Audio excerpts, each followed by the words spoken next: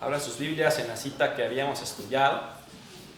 Santiago, capítulo 2, versículos 1 al 13. Vamos a estudiar esta mañana.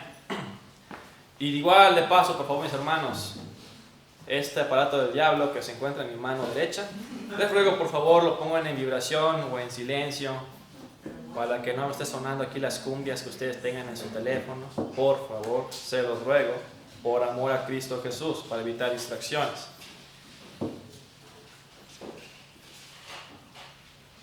Vamos a empezar con una oración, hermanos. Padre, en nombre de Cristo, sea palabras suyas en mis labios.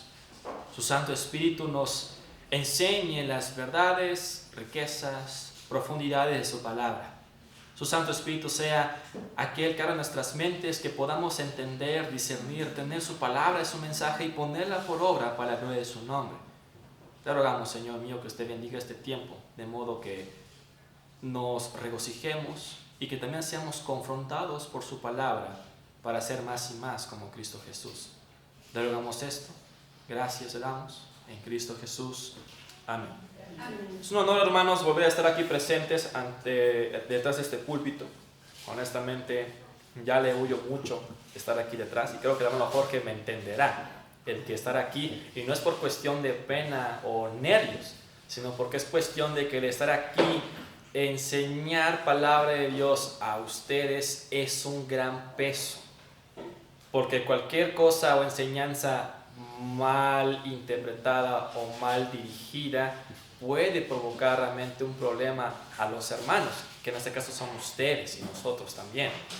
Entonces, ciertamente, gloria a Dios que tenemos el Espíritu Santo y que realmente los verdaderos predicadores que estudian verdaderamente la palabra de Dios para saber cómo transmitir el mensaje. En el capítulo anterior, que es el capítulo 1, bueno, si usted recordará, he estado llevando así de forma muy fragmentada y muy distanciada el estudio de Santiago. Y habíamos visto en resumen del capítulo 1, por ejemplo, de los versículos 2 al 4, la fe es puesta a prueba para saber si es genuina. Versículos 5 al 8, debemos pedir sabiduría con fe para saber qué hacer durante la prueba. Versículos 9 al 11, la fe debe estar puesta en Dios y no en las cosas materiales durante la prueba. Versículo 12 se refiere que la fe genuina persevera en la prueba y es recompensada. Versículos 13 al 18, el hombre de fe nunca debe culpar a otros si fracasa en la prueba. Versículos 19 al 21, el hombre de fe debe dejar el control en las manos de Dios durante la prueba. No él mismo, no sus fuerzas, dejar que Dios haga. Versículos 22 al 25, el hombre de fe es hacedor de las Escrituras, mayormente en el tiempo de prueba. Versículos 26 al 27, la fe genuina nos lleva o nos debe llevar a tener una vida piadosa. Si usted observa todo el capítulo 1, su entorno, o mejor dicho, todo gira alrededor de la fe. Todo. Es el centro, es el mensaje principal, la esencia de esta carta, la fe. Pero esta fe no queda sola, como dijo Santiago, se debe poner a prueba y debe brillar, debe reflejar que verdaderamente hay fe. Si esa fe no es puesta a prueba y no es pulida, no brilla, esa fe no existe como tal, es falsa. Ahora, en este capítulo 2 que vamos a comenzar, Santiago vuelve a mencionar en estos primeros 13 versículos el asunto de las riquezas materiales desde otra perspectiva. Mientras que en el capítulo 1, versículos 9 al 11, Santiago menciona las riquezas desde un punto de vista probatorio, es decir, no apoyarnos en las riquezas para resistir la prueba. En estos versículos, Santiago hace mención de las riquezas en un contraste de los ricos versus los pobres. Y lo vamos a estudiar a qué se refiere con esto de ricos versus los pobres.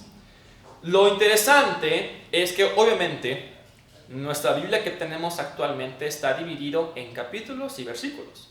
Originalmente, recordará, espero que así sea, que la Biblia originalmente no venía con capítulos y versículos. No dijo Dios cuando le dictó la Biblia a Moisés: a ver, Moisés, capítulo 1, versículo 1, no matarás. Capítulo 2, versículo 2, no cometerás adulterio. No dijo eso Dios. Fue de corrido, porque realmente es la idea, un libro. ¿A qué voy con esto? Que aunque el capítulo 2 es nuevo, porque es otro capítulo, sin embargo, estos versículos están conectados con los últimos versículos del capítulo 1, que son del 26 al 27, que vendría siendo que la fe genuina nos debe llevar a tener una vida piadosa.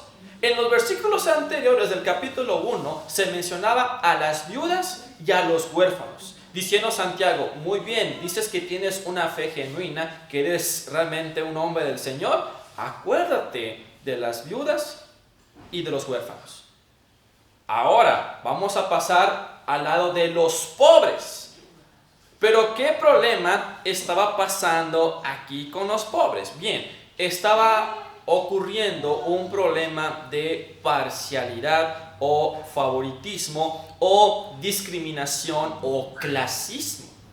Ese problema estaba ocurriendo dentro de la iglesia y Santiago quiere abordar este punto para decir: hermanos, esto de clasismo dentro del cuerpo de Cristo, la iglesia, esto no puede ser de ninguna manera. ¿Pero qué clase de clasismo es este? Un clasismo socioeconómico, porque hay varios tipos de clasismo o discriminaciones. Pero en contexto, este asunto que Santiago está abordando habla de la discriminación socioeconómica. Repito, el contexto habla de la discriminación socioeconómica, porque sí es cierto, hay otros tipos de discriminación, pero el centro del mensaje de Santiago es cuestión de dinero. Vamos a ver qué dice Santiago capítulo 2, versículo 1. Hermanos míos, que vuestra fe en nuestro glorioso Señor Jesucristo sea sin acepción de personas. Santiago inicia el capítulo 2 como en el capítulo 1, versículo 2. Amados hermanos, hermanos míos. Esto sin duda está afirmando que los lectores de Santiago son salvos. El capítulo 1, versículo 2, Santiago dijo: hermanos míos. Capítulo 2, versículo 1, hermanos míos. Es interesante cómo se voltea. 1, 2 y 2, 1. Muy interesante. Está afirmando que son salvos las personas que son lectores. Y quizás digan: a ver, ¿cómo es posible que una persona discriminatoria sea salvo? Hermanos, recuerden que el crecimiento da a Dios. Obviamente el asunto era por cuestión de madurez. Recuerden Corinto, los corintios, carnales a todo lo que da. Y Pablo les dice: a los que son santos.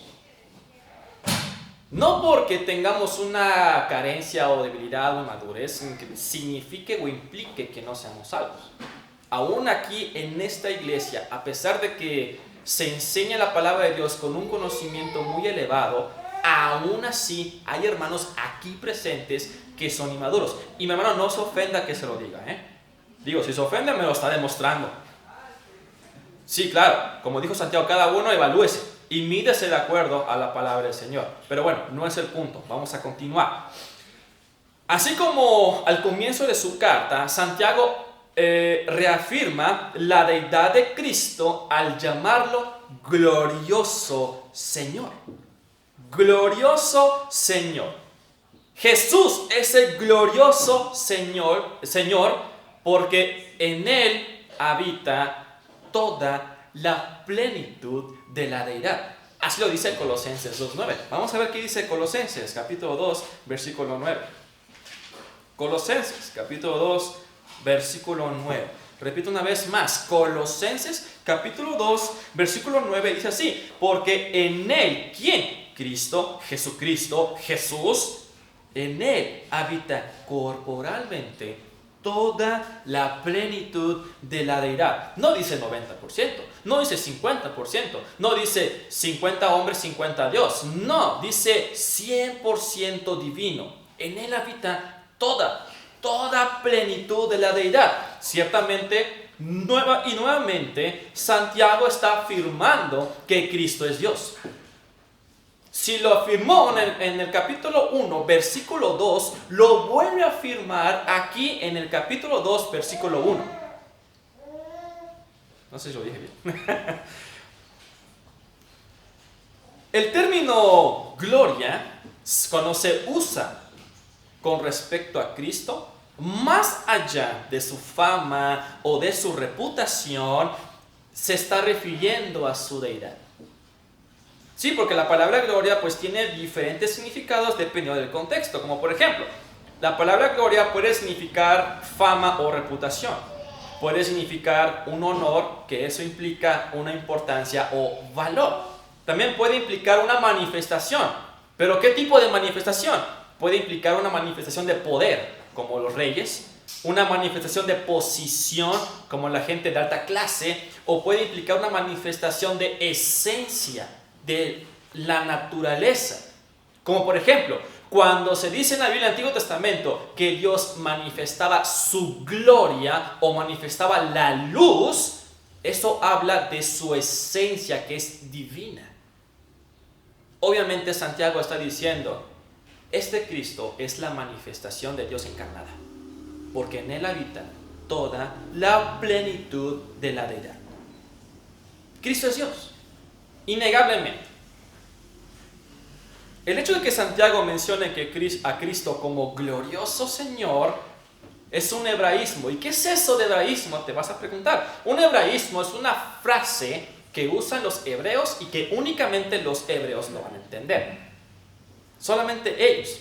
En pocas palabras, el hecho de que mencione Santiago el glorioso Señor le está trayendo a memoria a los judeocristianos, que son sus lectores, la Shekinah de Dios, su manifestación divina en el Antiguo Testamento. A eso se refiere. Después de esta parte introductoria tan preciosa, porque así lo dijo, glorioso Señor Jesucristo, luego les dice a sus lectores, o les recuerda a sus lectores, el objeto de su fe, Jesucristo. Nótese, vea que dice el versículo 1, hermanos míos, que vuestra fe en nuestro glorioso Señor Jesucristo.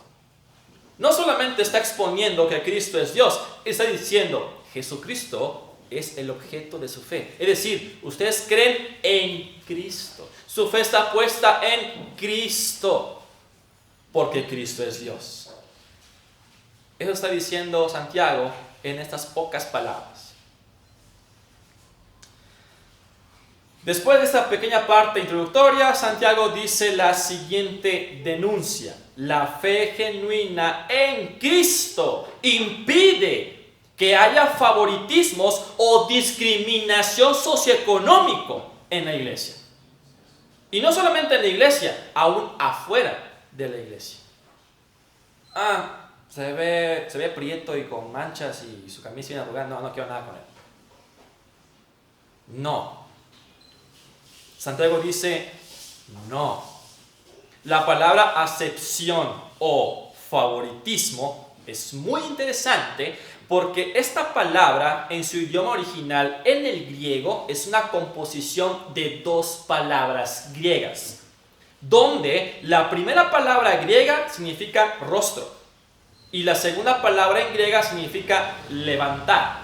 En pocas palabras, Pablo está diciendo, ustedes, hermanos míos, que vuestra fe en nuestro glorioso Señor Jesucristo no sea de levantar el rostro de abajo hacia arriba. Eso está diciendo Santiago. Esa es la expresión de esta palabra, sin acepción de personas. Muchas veces, cuando estamos afuera, las personas nos ven así, de abajo hacia arriba, mirando lo exterior, mirando la apariencia, para saber qué tipo de persona eres o para saber, pues, cómo vienes vestido. El punto es, te están midiendo, te están evaluando, o como diría la chaviza, me está juzgando. Que es lo mismo, porque a fin de cuentas, la gente juzga o mide de acuerdo a su parámetro, donde él mismo es el parámetro. Pero no somos nosotros mismos el parámetro es Cristo, el parámetro es Dios, el parámetro es la palabra del Señor. No lo que yo crea, no lo que yo suponga, no lo que yo opine. Siempre el estándar, el parámetro, la medida es Cristo, siempre.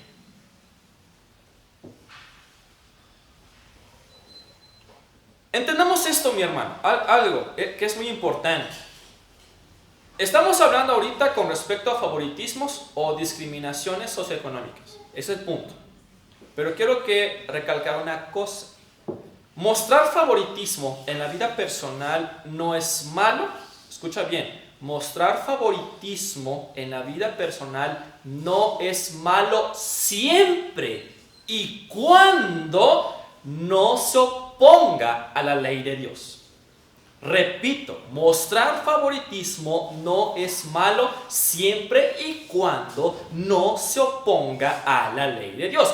Por ejemplo, el hermano Jerry, que está casado con Itzen, él va a mostrar favoritismo ¿a quién? A su esposa, claro, por supuesto que sí. No le va a mostrar favoritismo a la hermana Hilda. ¿Qué tiene que ver Jerry con la hermana Hilda? Pues nada más son hermanos en Cristo, no es su esposa. Jerry va a enfocar su favoritismo con su esposa porque es su esposa. Lo mismo con los hijos. Mi hermana no mostrará favoritismo con Esdras porque no es su hijo. Tampoco Manasés porque no es su hijo. Entonces entienda, el favoritismo no es malo en la vida personal siempre y cuando no se oponga a la ley de Dios. En este caso, en este contexto, estamos hablando de una discriminación socioeconómica. Entienda esto. No quiero que luego me diga, es que el hermano Víctor, que el favoritismo sí es permitido. Sí, pero omitas la última parte, mi hermano, que dije siempre y cuando no se oponga a la ley de Dios. Así que apúntelo, por favor, que no se olvide. Luego van a acusarme con el pastor Jerry. Hay varios tipos de excepciones o discriminaciones, como había mencionado anteriormente. Por ejemplo, la acepción salvífica. Sí, claro, el mismo Dios Todopoderoso hace acepción de personas. Y tú, ¿cómo? Pero la palabra de Dios dice que el Señor no hace acepción de personas. Ok, entiendo una cosa. Cuando se refiere a acepción de personas con respecto a Dios, se refiere a no ser sin distinción. Es decir, Dios escogió gente mexicana, norteamericana, canadiense, británicos, etc. No hizo distinción de esos. Dios no dijo, solamente voy a salvar a los mexicanos porque son chéveres y son trabajadores. No dijo eso. ¿Y cómo yo lo sé? Lo dice la palabra de Dios. ¿En dónde? Lo dice Apocalipsis 7:9. Acompáñame. Apocalipsis 7:9. Apocalipsis, capítulo 7, versículo 9. Repito una vez más. Apocalipsis, capítulo 7, versículo 9. La palabra del Señor dice así: después de esto miré, y aquí una gran multitud, la cual nadie podía contar, de todas naciones y tribus y pueblos y lenguas, que estaban delante del trono de la presencia del Cordero, vestidos de ropas blancas y con palmas en las manos. Nótese que están mencionando naciones, pueblos, lenguas y ¿qué más? Y eso, lenguas. Eso está diciendo. No está diciendo sin excepción, dice sin distinción. Es decir, no agarró solamente mexicanos, agarró a otras personas de otras naciones. No está diciendo únicamente gente blanca, está diciendo, también escogí a gente de raza negra, de raza roja y otros colores, si es que los hay. No se refiere a eso. Estamos viendo que también Dios hace distinción de personas, pero en el punto salvífico. Pero les repito, el contexto habla de asunto socioeconómico. Es decir, Dios no hace distinción entre rico y pobre. Él no dijo, solamente los ricos van a ser salvos. Tampoco dijo, solamente los pobres serán salvos. Dios escogió tanto a ricos como a pobres para que sean parte de su pueblo. ¿Y cómo lo sé? Mi hermano, por favor, Pablo, misionero, siervo de Dios, él les dijo a los corintios, hermanos, yo como apóstol no tengo nada. No tengo nada. Pero personas ricas como José de Arimatea, que tenía la cueva que era donde sepultaron a Cristo, tenía dinero. Lidia, la mujer que tenía de púrpura, y el color púrpura era para gente de nobleza, tenía varo. Y así otras personas. Abraham tenía dinero porque decía que tenía muchísimos esclavos y muchísimo ganado. Entonces estamos viendo en la Biblia que Dios ha escogido tanto a ricos como a pobres para que sean parte de su pueblo. Otro tipo de acepción o distinción es la acepción legal. ¿A qué se refiere? Esa acepción legal es aquella que Dios no aprueba. Por ejemplo, abran sus Biblias en Levítico. Levítico 19:15. Levítico 19:15. Repito una vez más, Levítico capítulo 19, versículo 15, la palabra de Dios dice así: no harás injusticia en el juicio, ni favoreciendo al pobre, ni complaciendo al grande. Con justicia juzgarás a tu prójimo. Esta clase de distinción o discriminación legal, Dios no la aprueba. Quiere que haya un juicio justo. No importa si eres pobre, no importa si eres rico. Si vas a hacer juicio, que sea de acuerdo al estándar de Dios, no tu estándar. No porque hay pobres, es pobre. Ah, es rico, tiene mucho dinero. No. Esta clase de acepción, Dios no la aprueba. Otro tipo de acepción, la acepción filial. ¿Cómo que filial? De familia. ¿Cómo? Sí, claro. Dios hace distinción entre su familia y los que no son su familia. Dios va a dar favoritismo a los que son suyos. Dios no va a dar preferencia a los que no son suyos. El mismo Cristo Jesús, cuando oró, ¿por quiénes oró? Por los suyos. Él dijo, yo oro por los que son suyos. No pido por los de este mundo. ¿Ven claramente que hay otro tipo de distinciones? Y está en la Biblia. Obviamente hay algunas que Dios aprueba, hay algunas que Dios no aprueba. La cuestión de una distinción o un favoritismo legal, Dios no la aprueba. Lo mismo en este caso, una discriminación o distinción o favoritismo socioeconómico, Dios no lo aprueba. Pero vamos a ir avanzando. Versículos 2 al 4. Porque si en vuestra congregación entra un hombre con anillo de oro y con ropa espléndida, y también entra un pobre con vestido andrajoso, y miráis con agrado al que trae la ropa espléndida, y le decís, siéntate tú aquí en buen lugar, y decís al pobre, estate tú allí en pie, o siéntate aquí bajo mi estrado. No hacéis distinción entre vosotros mismos y venís a ser jueces con malos pensamientos.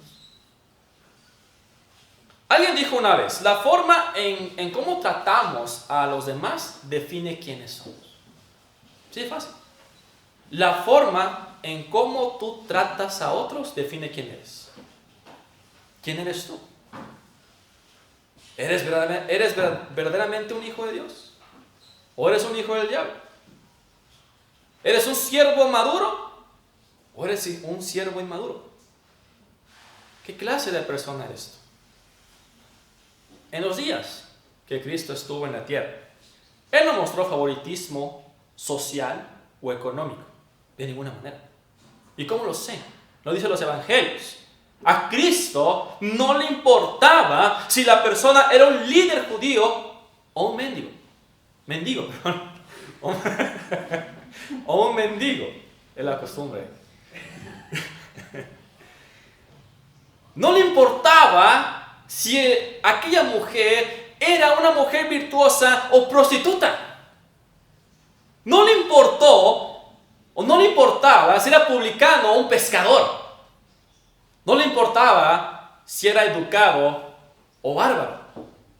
No le importaba si era limpio o sucio. No le importaba si era judío o gentil. Dios no midió de acuerdo a la riqueza o de acuerdo a las posesiones que usted tenga. Mi Señor, Cristo Jesús, Él tenía la mayor preocupación de la condición de nuestras almas. Él no dijo, vamos a con Saúl porque tiene varo.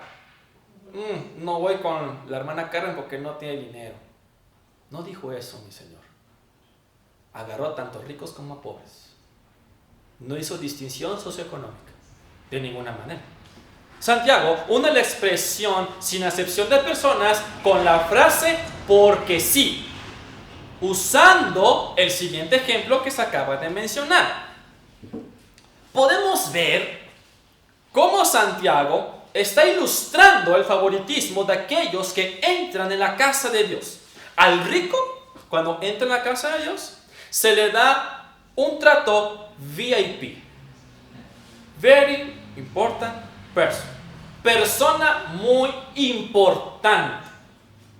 Y lamentablemente hay iglesias que son así. Dice así la palabra, siéntate tú aquí en buen lugar. Al pobre que entra en la casa de Dios, se le trata de clase baja.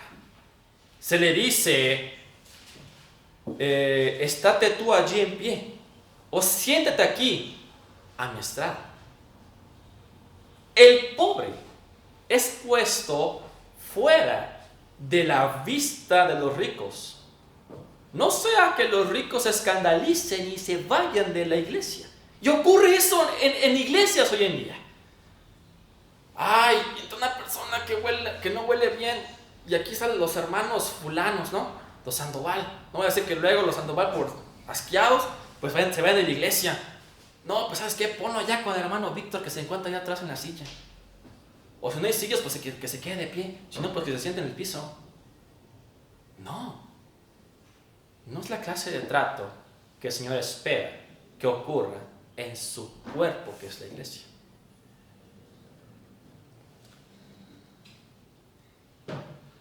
Sin duda alguna, Santiago denuncia el clasismo en la comunidad cristiana. Discriminar a las personas por su estatus socioeconómico es constituirse juez de malos pensamientos. En pocas palabras, un juez corrupto. ¿Por qué un juez corrupto? ¿Qué le interesa? Dinero. Eso hace un juez corrupto. Está el pobre y el rico en un juicio. ¿Cuánto puedes ofrecerme? No, pues $500,000. ¡Sas! ¿Qué quieres con él? No, pues quiero desbalcarle todo, que no tenga nada. ¡Sas! Eso hacemos. Ese era el problema que incluso pasaba muchísimo en Corinto. Bien lo dijo Chava. Los ricos nunca podían ganar. Siempre ganaban el juicio los ricos porque tenían dinero. Dato curioso en este versículo, apenas que es el versículo 2 apenas. La palabra congregación proviene del griego sinagoge, o como lo conocemos en nuestro español, sinagoga. Wow, interesante. Dicha palabra, sinagoga, significa una reunión de personas. Una sinagoga, quizás se pregunte, ¿qué es una sinagoga, hermana? Ok, una sinagoga es una construcción exclusiva de los judíos que usaban para orar y estudiar la palabra de Dios, que en este caso sería el Antiguo Testamento. En la sinagoga nunca se hacían sacrificios, nunca, jamás. Los sacrificios se hacían o en el templo o en el tabernáculo. En la sinagoga solamente era estudiar la palabra de Dios, que es el Antiguo Testamento, y orar, nada más, solamente eso. Las sinagogas surgieron después del cautiverio del reino del sur, que es Judá, en el 586 a.C., cuando los judíos estaban exiliados o cautivados en Babilonia. Por cuestión de la necesidad de que no había un templo en donde adorar al Señor, decidieron ellos construir esas pequeñas casas en donde reunirse para estudiar la Escritura y hacer oraciones. Obviamente, con el paso de los años, la costumbre de la sinagoga prevaleció hasta los tiempos de Cristo, incluso hasta el 70 después de Cristo, en donde hubo la caída. Entonces, esa sinagoga es un lugar, vamos a llamarlo una capilla judía, vamos a llamarlo así, para que me entiendan. Entonces, ahí se reunía la gente a orar. Lo interesante es que Santiago es la única carta que usa la palabra sinagoga como una comunidad cristiana, porque todas las demás cartas mencionan la palabra eclesía. Solamente Santiago menciona la sinagoga, porque obviamente la carta va dirigido a los judio-cristianos.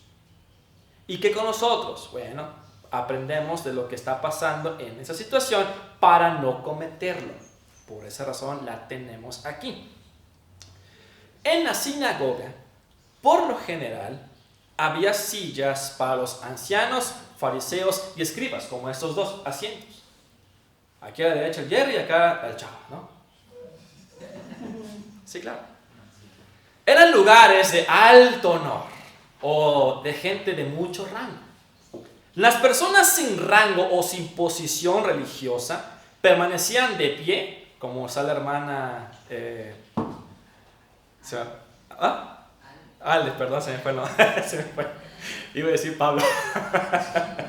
Como está Ale ahorita, ahí de pie atrás con su niño. O se sentaban en el piso con las piernas cruzadas, como los niños, como lo hacen cuando, vamos a contar un cuento. Sí, se sientan todos, ¿no? La palabra que dice estrado aquí en el versículo bíblico técnicamente está diciendo: o te pones de pie a un lado o te sientas a mis pies. Nótese lo que está diciendo Santiago. Escuche bien, decirle entre los judíos a una persona, y en especial a un visitante, que se siente junto a él, a sus pies, o sea, en el piso, es una doble falta de respeto. Es como decir: yo soy superior a ti, tú no eres nada, no eres nadie, y ahí te quedas. La palabra entra o entrar es interesante porque es un verbo en tiempo auristo. ¿Qué es esto de tiempo auristo? Bueno, términos resumidos, la palabra auristo significa indefinido o indeterminado. No se sabe. Mucha gente lo define como un tiempo profético. Es decir, que eso del tiempo profético se da por hecho un asunto, pero que no se ha llevado a cabo, pero que se llevará a cabo en algún punto del tiempo. ¿Cuándo? No sé, pero va a suceder. Entonces, está diciendo en pocas palabras que entra implica que sin lugar a duda en algún momento va a suceder este evento en alguna iglesia. En este caso, en la iglesia esta que les comenta Santiago. En algún momento va a entrar un pobre y un rico. ¿Qué van a hacer? Digo, yo al menos en el tiempo que he llevado aquí en esta iglesia, que es mi iglesia ahora también, hemos visto mayormente gente pobre que entra de las puertas, incluso la gente bien borracha y Y empiezan a estar haciendo así, sí, señor. Y la gente se ríe después. Digo, no recuerdo que entre una persona pudiente, no recuerdo. Digo, no he visto que entre el faro por aquí. Sí, pues, a ese quema aquí este hombre. Pero bueno. Además de que esta palabra entrar es un verbo que en algún momento va a suceder, además de esto, este verbo es un caso subjuntivo. ¿Qué es eso de subjuntivo? En nuestro español diríamos hipotético. Un ejemplo. Es decir, hermanos, les pongo este ejemplo a ustedes, hipotéticamente, ¿no? Imaginemos, supongamos que entra un rico y entra un pobre. ¿Qué van a hacer? Lo mismo nos está diciendo Santiago. En algún momento, cuando, quién sabe, hay la posibilidad, es una hipótesis, es una suposición, que entre un rico, entre un pobre, aquí a nuestra iglesia, ¿qué van a hacer? ¿Van a darle trato VIP al rico? ¿Y van a colocar al pobre andrajoso atrás ahí con el hermano Víctor? ¿Qué van a hacer? Es lo que está diciendo aquí Santiago. Bueno, no menciona mi nombre, pero yo lo puse allá. Entonces, sin lugar a dudas, Santiago demanda que tal comportamiento no tiene lugar en el cuerpo de Cristo. No hay cavidad, esa actitud, ese comportamiento no debe ser. No hay lugar en la iglesia, el cuerpo de Cristo. La expresión hombre con anillo de oro literalmente significa dedo de oro. Un dedo, imagínense una persona, sus 5 dedos y el dedo de aquí, así, dorado. Imagínense. Pero vaya, ¿qué tiene que ver esto? No entiendo a qué te refieres con un dedo dorado. Bueno, dicha expresión sugiere que aquel hombre lleva muchísimos anillos de oro, como Eliezer. A Eliezer le encantan los anillos y casi quiere poner 20 en sus manos. Digo, no sé si lo han visto. Se pone un montón de anillos. Imaginemos que Eliezer se pone oro así en todos los anillos, como Thanos. Así, lleno de oro.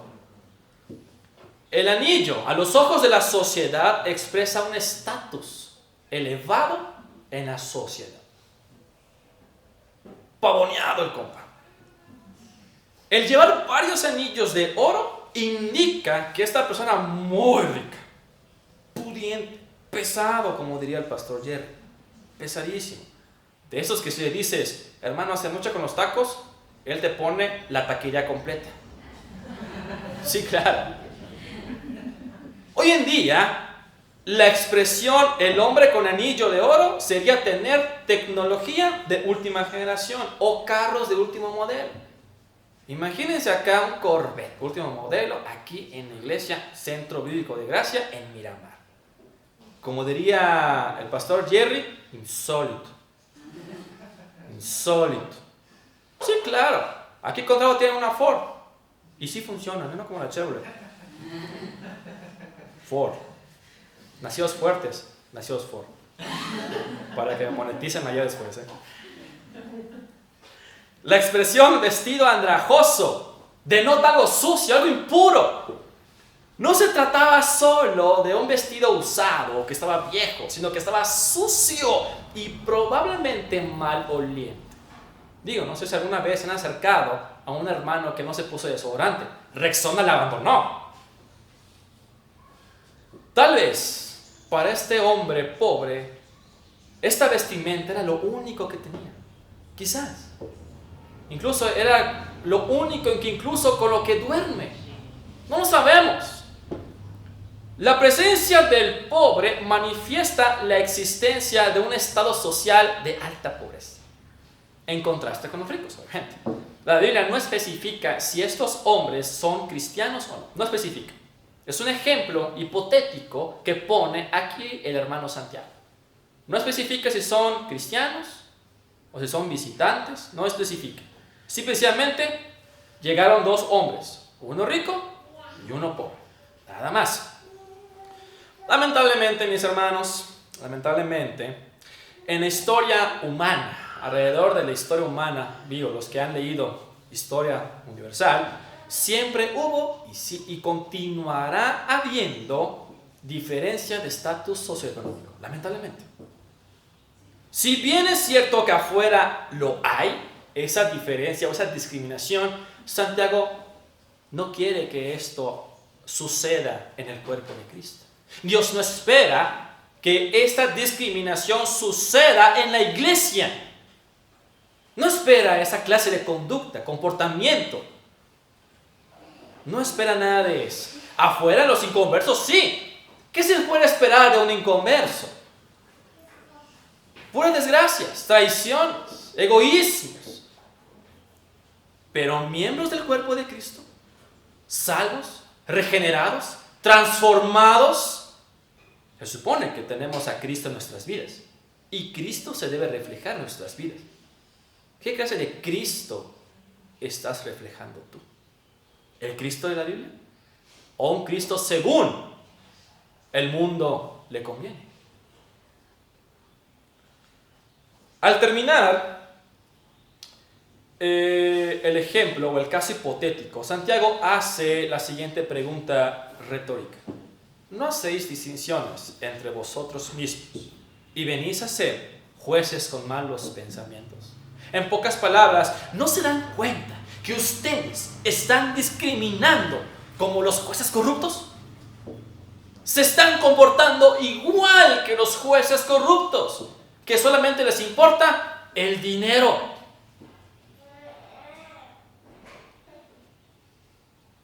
Los jueces de malos pensamientos, o mejor dicho, jueces corruptos de hoy en día, piensan que las riquezas materiales son señales de tu condición espiritual. Incluso también piensan que el valor de las personas se mide por lo que tú tienes. Como por ejemplo, Starbucks. ¿Por qué la chaviza, por qué los jóvenes van a tomar café en Starbucks y por qué no van al Oxxo por un andati? Estatus. Claro. Así de fácil. Se dice, mis hermanos, de acuerdo a estudiosos de la palabra de Dios, que 2/3 del imperio romano eran pobres. Pobres. Además de esto, en el capítulo 1 nos presentan a judíos cristianos que fueron dispersados por causa de las persecuciones. Así dijo Santiago: saludos a todos los que están dispersos.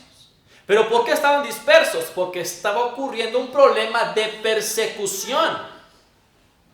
Obviamente, si eres judío cristiano, porque ya crees en Cristo, y estás siendo perseguido porque eres cristiano, obviamente vas a querer salvar tu pellejo.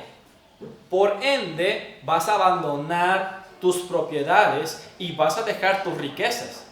Porque entre salvar tu vida y las riquezas, pues ¿qué prefieres? Obviamente tu vida.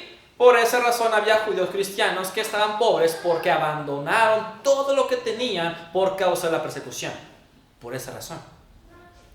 Y ahora que estos judíos cristianos son pobres y entran a una casa de Dios y son tratados de esta manera, óyeme, dice Santiago, ¿qué clase de cuerpo de Cristo ustedes son?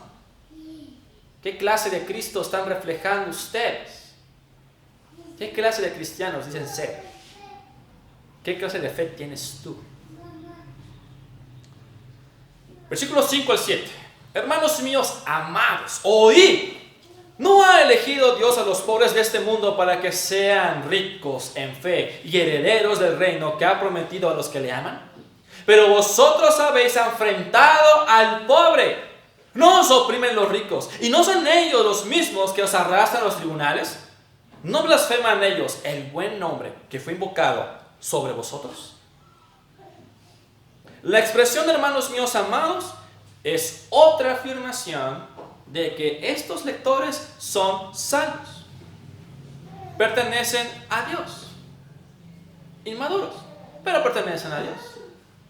La expresión oíd, escucha, es una palabra muy conocida entre los judíos. Shema Israel. Escucha, Israel. Escuchen, hermanos. La palabra escuchar o Shema en hebreo implica escucha en acción. Es decir, pon atención porque esto demanda obediencia. Pon atención, no te distraigas, escucha. Santiago, escucha bien, Santiago no defiende a los pobres por su pobreza, ni ataca a los ricos por sus riquezas. La demanda que Santiago hace es en contra del clasismo, en contra de la discriminación socioeconómica. Sí, claro, porque hay gente que dice, ay, eres rico, eres pecador. No, mi hermano. Ay, eres rico, de seguro eres perverso y malo, como lo dijo Santiago. No, Santiago no está en contra de las riquezas. Simplemente está en contra de estas personas que teniendo dinero discriminan a los que son pobres o los que no tienen. De eso está en contra Santiago. La expresión, no ha elegido Dios a los pobres de este mundo para que sean ricos en fe y herederos del reino que ha prometido a los que le aman, no se refiere a que Dios haya escogido únicamente a los pobres. No significa eso.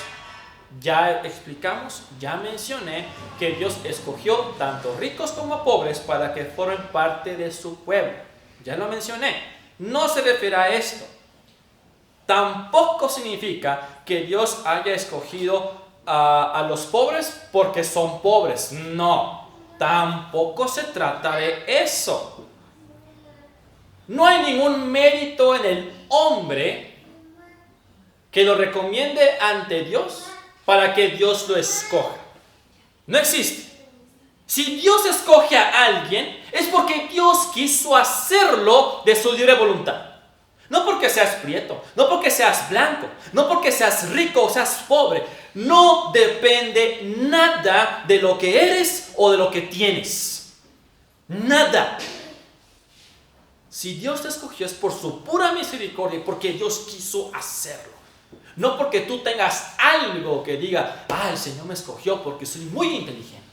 El Señor me escogió porque yo soy gringo. ¡Viva América! No. No significa nada de eso. Dios te escogió por su pura misericordia. Te escogió porque quiso. Y recuerden que Dios escogió lo más vil, lo más bajo, lo más torpe, la basura. Si estamos aquí hoy por hoy, recuerde que usted y yo somos peor que la basura. Pero el Señor nos sacó de eso peor para hacernos algo especial. Suyos, joyas de Dios.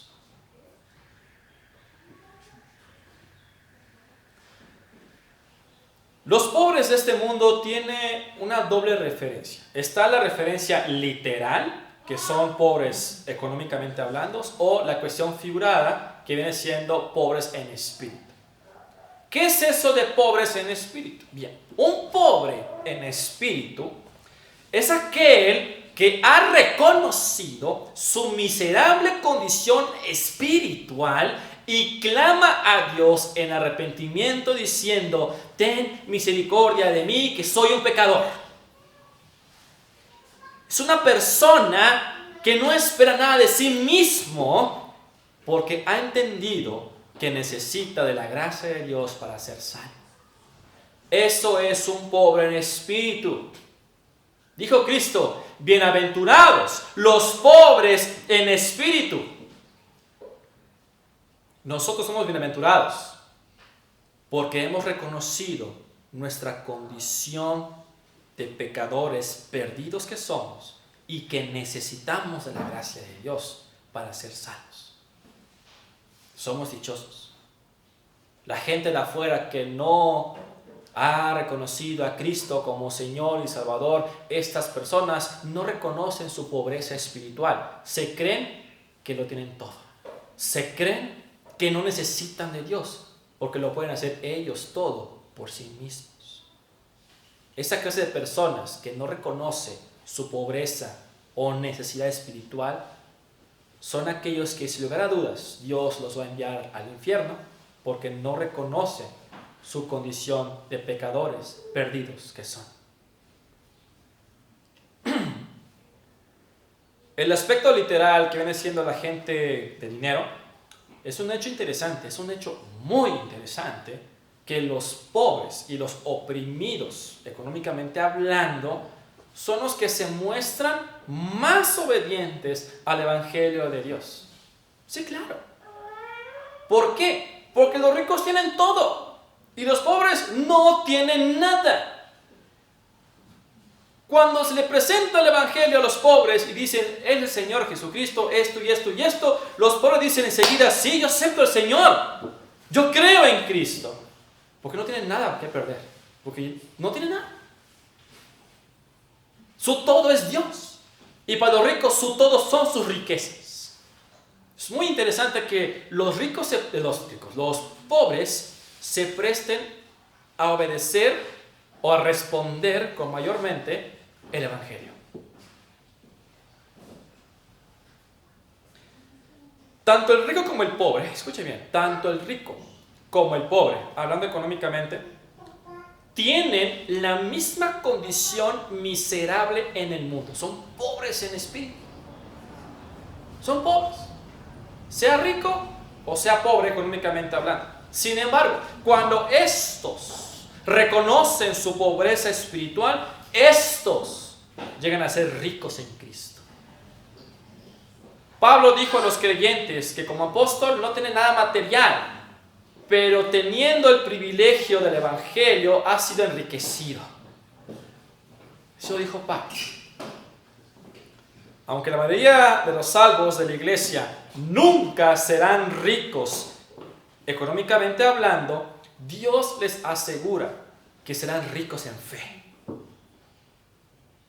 Si algún hermano no es pudiente aquí, mi hermano, mi hermana, somos ricos en fe. Somos ricos porque estamos unidos a Cristo Jesús, quien se encuentra en el cielo, a la diestra del Padre. Y como dijo Pablo en Efesios 1:3, nosotros hemos sido bendecidos con toda bendición espiritual en los lugares celestiales. ¿Por qué? Porque es Cristo quien nos representa y estamos unidos a Cristo y todo lo que Cristo tiene también es nuestro. Somos ricos. Quizás hoy no tengamos esa riqueza, pero en el futuro nos lo será entregado todo. Todo. En el versículo 6 y 7, Santiago expresa su preocupación por los pobres, que son discriminados por los ricos en las cortes legales. Calvino dijo, es ridículo honrar a los enemigos o a nuestros verdugos mientras insultamos a los amigos. Es ridículo.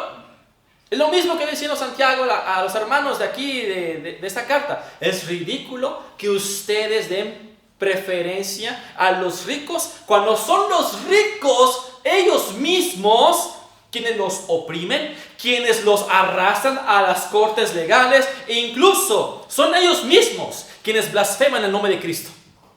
Es ridículo. La expresión vosotros habéis afrentado al pobre se refiere a que los judeocristianos estaban menospreciando a sus hermanos o a la gente en general al discriminarlos por su posición socioeconómica. Dios levanta al pobre mientras que los judeocristianos lo pisotean, lo humillan, lo discriminan por causa de su posición socioeconómica. Tales actos son contrarios a Dios. No le agrada a Dios nada de esto. Santiago apela al sentido común conveniente de sus lectores, diciéndoles, ¿no son ellos mismos quienes los oprimen? ¿No son ellos mismos quienes los arrastran ante los tribunales? ¿No son ellos mismos que insultan el buen nombre? Y este buen nombre es Cristo. No la palabra cristianos. El buen nombre que está sobre vosotros es Cristo, porque somos de Cristo, unidos a Cristo, salvos por Cristo. Eso es el buen nombre, que es blasfemado por causa de los ricos. Todo aquel que blasfeme el nombre de Cristo es enemigo de Dios, porque estos fomentan la hostilidad tanto civil como religiosa. Es importante enfatizar nuevamente, mis hermanos, escuche con atención, lo vuelvo a mencionar. La Biblia no prohíbe las riquezas materiales. La Biblia prohíbe el amor a las riquezas. Eso dice 1 Timoteo 6:10. Fuente de todos los males, el amor al dinero. Santiago no está en contra del estatus de riqueza. Usted es rico, gloria a Dios. Tampoco está en contra de las personas que tienen riqueza. Usted tiene dinero, gloria a Dios. Y si otras personas despilfarran o gastan su dinero como se les dé la gana, ¿a usted qué? ¿Qué le importa? Deja que gaste su dinero como quiera. Si Chava quiere gastar su dinero en cartas de Pokémon, deja que lo gaste en cartas de Pokémon. Es su asunto. Es su dinero. De lo único que Santiago está en contra es del clasismo y de la discriminación socioeconómica que están haciendo los ricos contra los pobres. Es lo único. Tienes riqueza, gloria a Dios. Eres rico, gloria a Dios. Eres pobre, pero quieres ser rico, ánimo y gloria a Dios. Dios te bendiga. Ánimo, échale ganas. Los judeocristianos, hermanos, estos hermanos deberían ordenar su actitud hacia los pobres conforme a los valores de Dios. Lamentablemente no lo hacen. Se dejaron influenciar por el mundo. ¿Y qué es lo que el mundo enseña? Que el estatus o tu posición económica te hace importante. Es lo que enseña el mundo. Yo que soy ingeniero en sistemas y quiero que mis hijos también tengan de sistemas, porque sistemas lleva al éxito y el éxito es lo mejor de este mundo. Yo tengo un café Starbucks, porque Starbucks no vende café, vende experiencia. Nada de eso importa. En el cuerpo de Cristo, la iglesia, no hay lugar, está prohibido que haya una discriminación por tu posición socioeconómica. Hermanos, hasta aquí lo voy a dejar, no va a dar tiempo para terminar lo demás. Si quieren saber qué sigue, pues oren a Dios para que otra vez esté aquí detrás de este. Vamos a orar. Padre, en el nombre de Cristo, gracias por su mensaje, por su palabra preciosa. Gracias nuevamente porque usted me ha dado el privilegio de estar aquí detrás de este púlpito enseñando su palabra. Señor mío, que este mensaje llegue a los corazones de los hermanos, de tus siervos, que no olviden que como iglesia, cuerpo de Cristo, hay que mantener esta unidad y no discriminar a los hermanos por su posición socioeconómica. Gracias porque usted nos ha salvado en Cristo Jesús.